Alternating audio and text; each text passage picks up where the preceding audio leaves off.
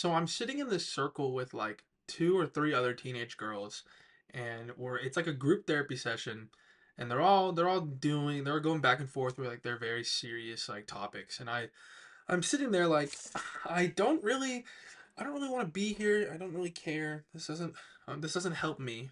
I'm not gaining anything from this therapy session. Until finally the little woman that was like running it, she's handing out these pieces of paper, and it was just different disorders and like the symptoms and like the effects of them. And I remember she handed me one that said BPD, or borderline personality disorder, and I'm reading it, and it was almost like a checklist. I'm like, oh, okay, oh, oh, not liking this. Today I wanted to talk about living with borderline personality disorder. It's not the best thing. It's not the worst thing in the world. I've seen a lot of people compare it to like, I don't know, genuine Satan. They act as, and they perceive people with this disorder as like the worst type of person you could like associate with. So I wanted to talk about how kind of I kind of manage my life. I deal with the things that I do, and I try to be the best version of myself that I can be. So, yeah, not only once I read that, it kind of already confirmed all the theories I had about myself of being like the worst person imaginable. I remember I saw that diagnosis, and the first thing I did was I used that as like more fuel for my self-hatred. But after my whole like situation, I came back. I came back to it and I said, "All right, well this is a thing that I have, and I can't get rid of it.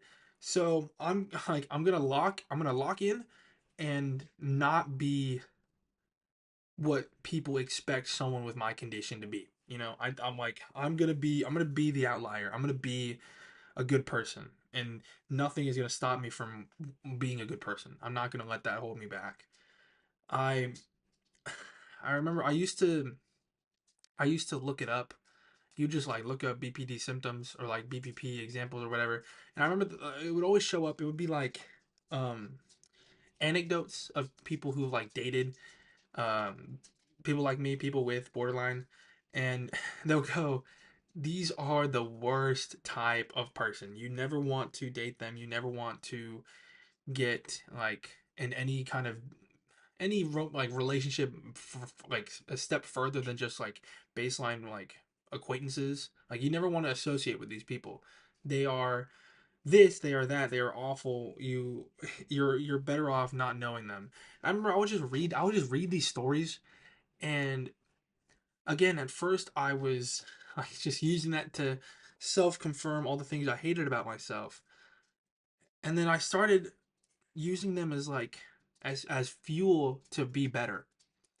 Because I would read these stories and I'd reflect upon moments that I had that were similar, and I would like I would relate. I would understand what's going on, and go, damn, I've done something almost very similar to that. And I would use those examples, and I would strive to never have them happen again, because I wanted to be still want to. I want to be better than that, I want to be I don't want to be the stereotype of someone with borderline, because I know it's awful. I'm reading everything and it's fucking awful. And it sucks because when you read that as someone with borderline, it like you perceive it way harder.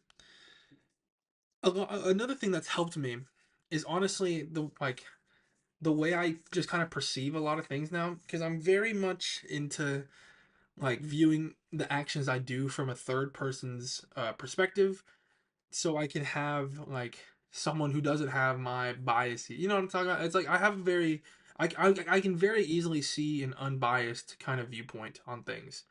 So it's helped that helps me like call out myself on bullshit that I do, because I can put a viewpoint from someone who doesn't have my way of thinking almost. I can just see things objectively instead of from my mindset, and that helps me like again, just call it any bullshit I do. I've been very trying to use that to change my humor from like just kind of I'm trying to change my humor from being vulgar and being just like really lame to actual jokes, like actual funny like jokes instead of just random bullshit. That helps me a lot.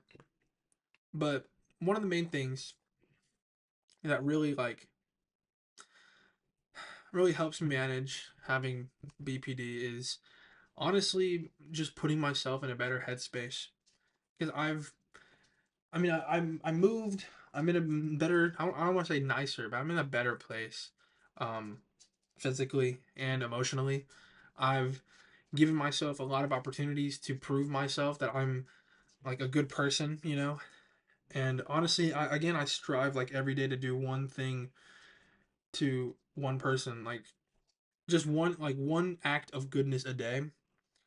Because that's just like statistically proving that I am a good person. You know, I don't, like, I'm not the monster that the internet says I am. You know, I'm just a guy who's really weird. But it is, some days are harder than others to like manage my like emotions and my impulses or whatever. But I've been getting better at it. And hopefully someday they create a pill that just gets rid of it, you know, because then I won't, I can just be normal. But it's whatever. Thank you.